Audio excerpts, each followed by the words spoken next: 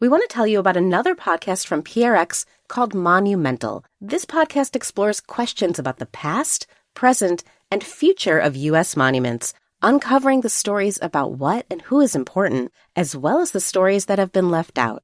Join host Ashley Seaford across the country with their team of journalists. Listen wherever you get your podcasts. Hello and welcome to This Day in Esoteric Political History from Radiotopia. My name is Jody Avirgan.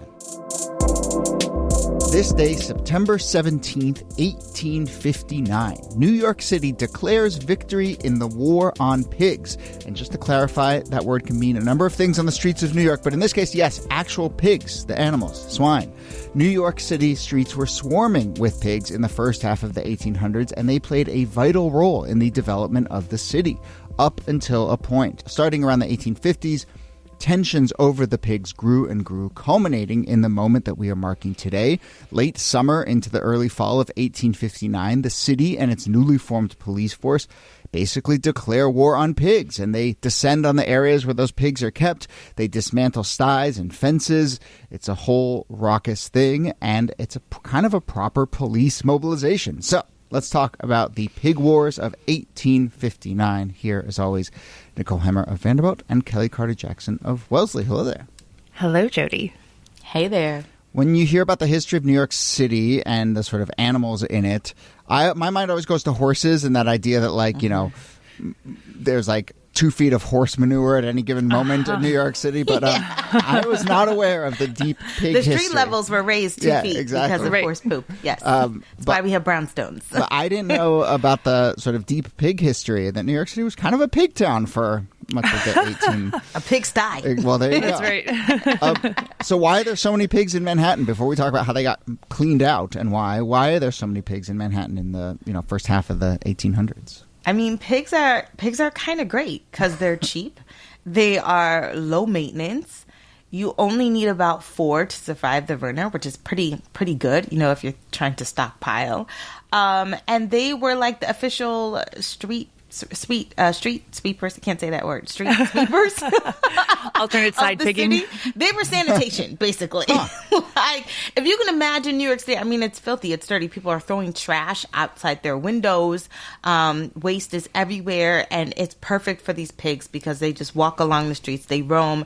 They eat all of the garbage, all of the excess trash. And so it's sort of a symbiotic relationship if you think about like how it's working in tandem with the people that live in the city. Right. I did just say alternate side pigging, but what I meant to say was alternate side porking. That's pretty good. Yeah, both of those were acceptable. We're workshopping it. But the other reason that pigs were so important in a city like New York is because unlike cattle, they don't need like lots of grazing land. You can actually have them in these smaller lots. And so you're able to have stock, like livestock, without needing, big pastures. And so that makes them very friendly to urban areas. Yes, though in the very early years of New York City in the 1700s, right, pigs were largely kept in farmland or their own kind of land that was slightly separate from the urban centers. And this is where it's important to remember. You look at early maps of New York City, it becomes farmland basically north of like Houston, right? So like the entire city is at the very, very lower tip of Manhattan. As soon as you start to move north, you get into actual farms. There's no Central Park. There's no nothing. Upper East Side. There's none of that. and so pigs were kept a little bit away from the like sort of 5 Points, kind of real urban areas, but still very geographically close. And then this story, the tensions start to rise. The story really kicks into gear as New York City expands into those areas that were farmland. A little bit of the farms get pushed further and further north, but it seems like mostly what happens is, okay, now all this place where we were keeping our pigs and now people are living here and we're building houses, well, the pigs are still there too.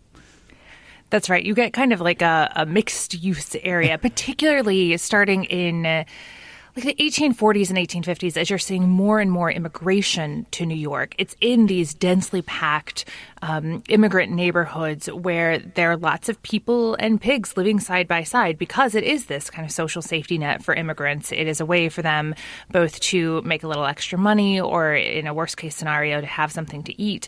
And because you have this kind of like cluster of people in lower Manhattan, wealthier residents are moving to the north, to these more bucolic, green areas. And where there are still pigs around there, they're like, these pigs remind us of immigrants. And so there's a real tension and nativism there. But also, like, we don't want to see them. We want this land for our pleasure. We want this land for parks and for sort of recreation. And we don't want to have to mingle with filthy pigs while we do it.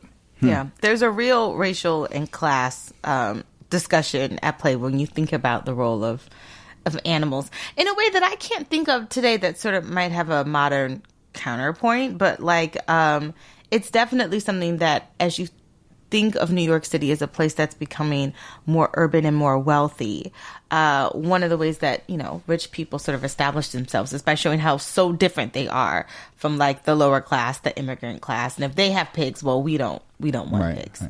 Right. Just on your point about a modern equivalent, this is not my territory. You know, I do think the politics of like dogs and certain kinds of dogs along race and class lines probably, you know, evoke some of this for sure.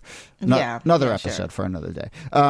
But you know, there are concerns in the 1800s about both the kind of the infringement on the bucolic life that I think as New York becomes more wealthy, people are concerned by. And so there's this quote by the New York governor at the time, a person named Cadwallader Golden, which is another great name, but it should be excellent. It should be the other way around. It should be Golden Cadwallader. But anyway, who am I to infringe upon the names of the 1800s? But you know, he basically says like our wives and daughters are trying to walk the streets without encountering the most disgusting spectacles of these animals indulging in the propensities of nature.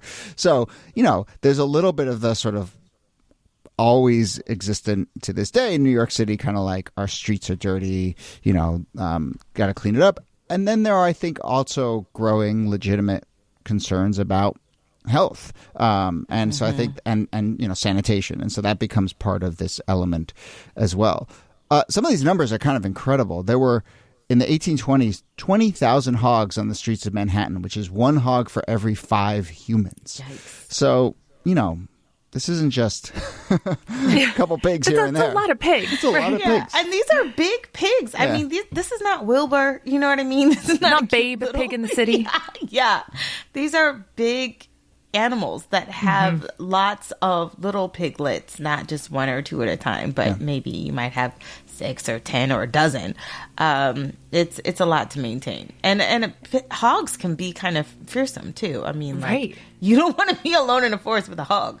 Right. When it starts eating your dress while you're walking down the street, you've got a problem. Yeah. And so there were these efforts to try to rid the city of hogs, because we should first say this was a sort of uniquely New York problem. Other cities, because they were growing more slowly, because they were enforcing things more strongly, because their immigration populations were changing in different ways, did not have the same level of hog madness.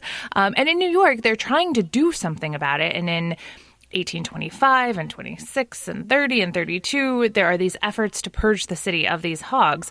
But again, these are lifelines for the people who keep them. And so when they try to push the hogs out, the people push back. And there are pig riots in response to these efforts to remove the hogs. And that's going to be the dynamic going into the 1840s and 1850s.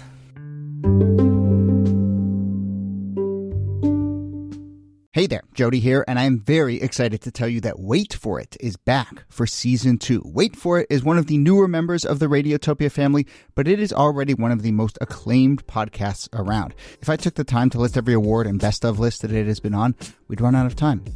So I'll just tell you that Wait For It is hosted by Ronald Young Jr. And by the way, Wait is W-E-I-G-H-T. And it tells not only his story, but the stories of all types of folks, fat and straight-sized, who can't seem to keep weight off their minds.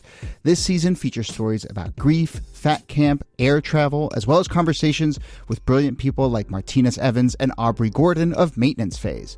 The new season of Wait For It. It's audio storytelling at its very finest, and it launches September 5th. Congratulations to Ronald and the team, and congratulations to all of us for having a new season of Wait For It wherever we get our podcasts.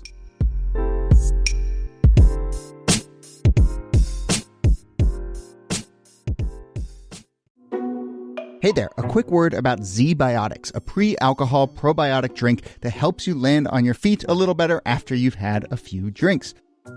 So one thing about this podcast is we usually record it first thing in the morning, which occasionally can be a problem if, say, I've gone to dinner or a concert the night before, had a couple drinks, maybe I'm not my sharpest.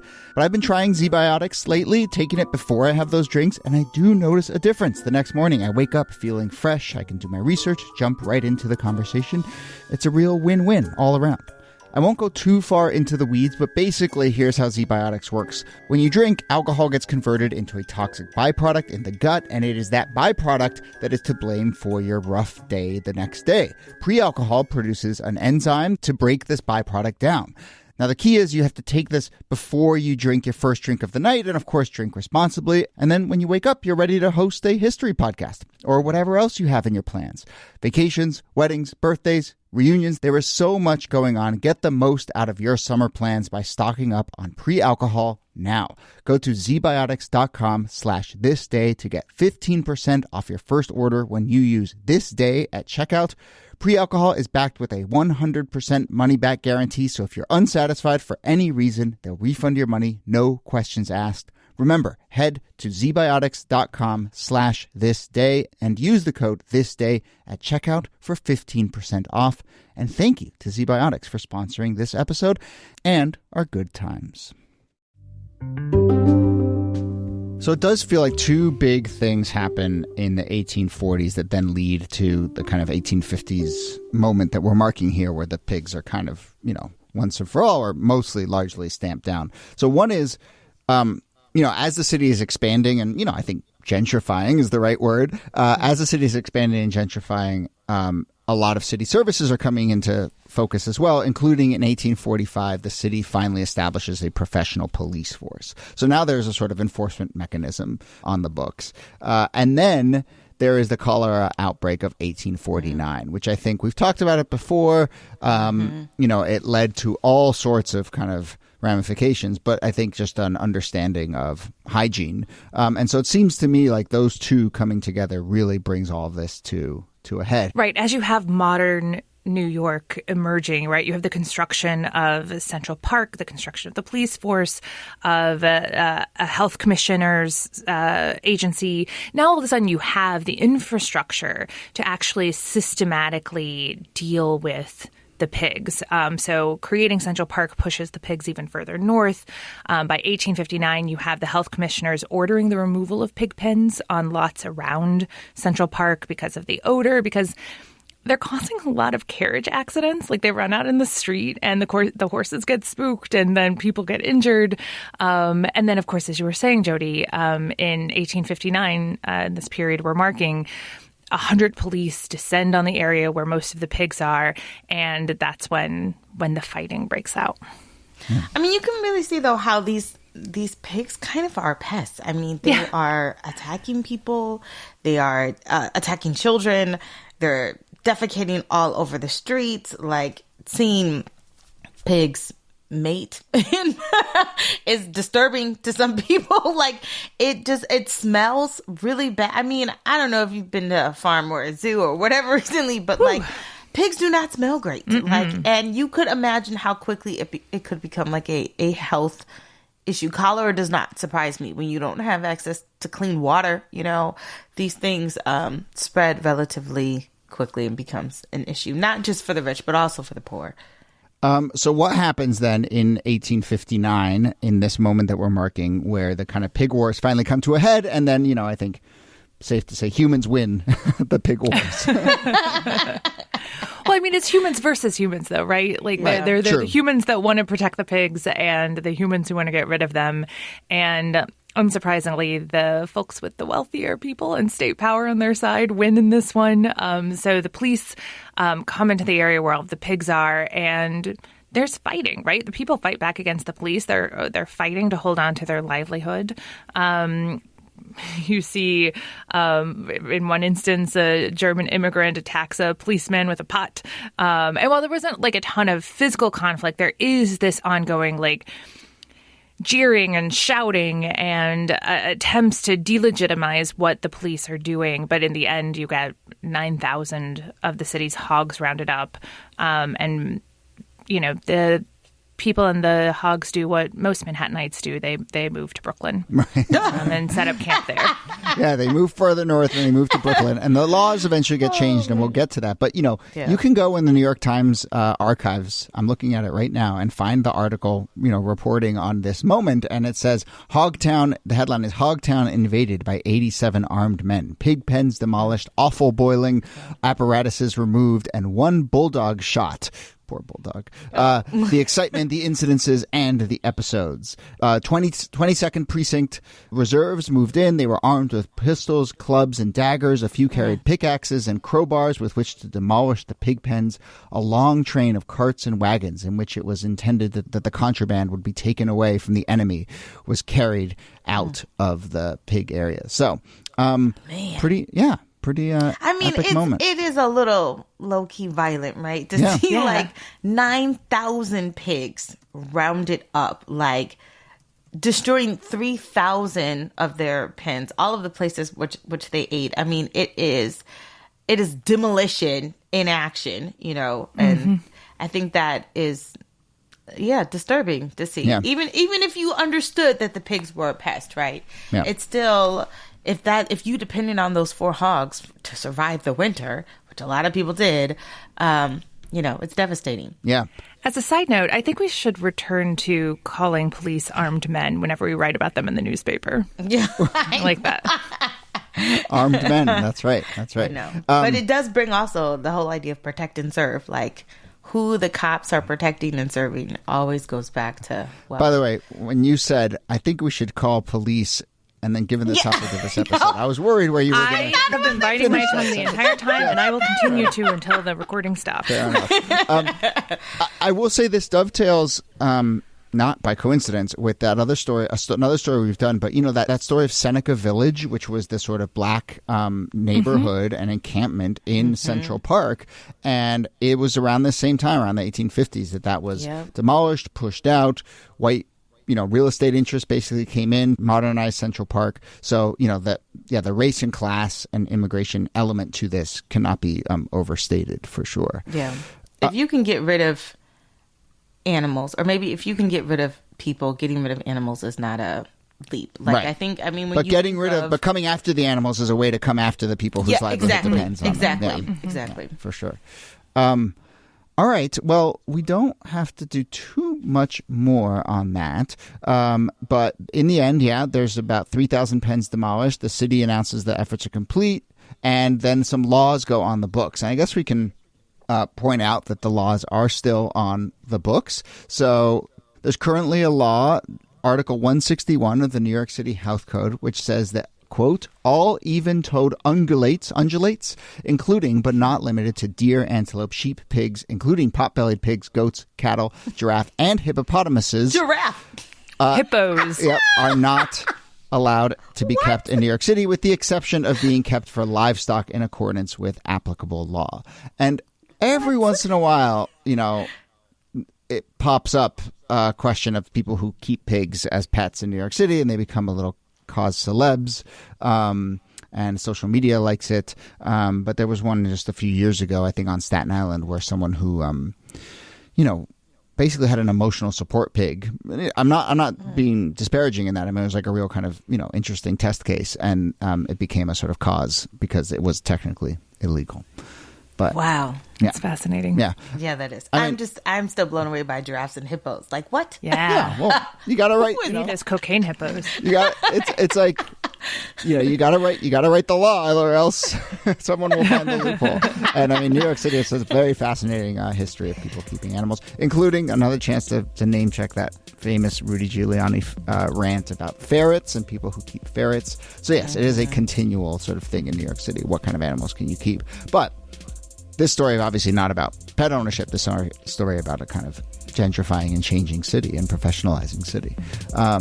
So, all right. Well, let's leave it there. Unless you have thoughts on pigs. Do you find them cute? Would you keep one for a pet? Would you want to encounter a hog on your walk through Soho? I don't know about that. I think they're cute. Piglets are cute. Yeah. But not giant. They strike me as very smart. Yes. But, not to restart the feral hog discourse. Yes, they that's can true. also be pretty intense. Yeah. Yeah. Yeah. I'm glad we took care of this back in 1815. All right. That brings us to the end of the episode. Nicole Hemmer, thanks to you as always. Thank you, Jody. And Kellie Carter-Jackson, thanks to you. My pleasure.